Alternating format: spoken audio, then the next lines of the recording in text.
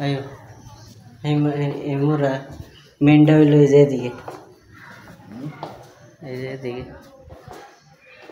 ওই যে আরেকবার যে দেখে গেছিলাম আমি ওই বেশ। হ্যাঁ এই ঠিক আছে। এটা তো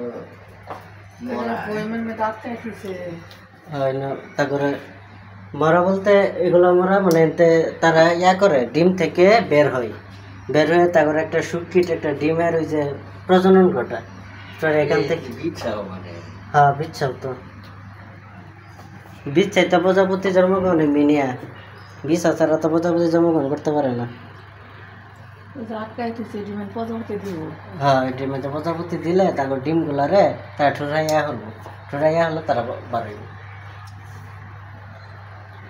এই আর কি দেখা শিক্ষণীয় আর কি। প্রজাপতি কিন্তু তারা কৃত্রিমভাবেও জন্মগ্রহণ করে, প্রজাপতি প্রাকৃতিকভাবে জন্মগ্রহণ করে এমন না, তারা নিজেরাও জন্মগ্রহণ করে এই যে বিচ্ছের মাধ্যমে।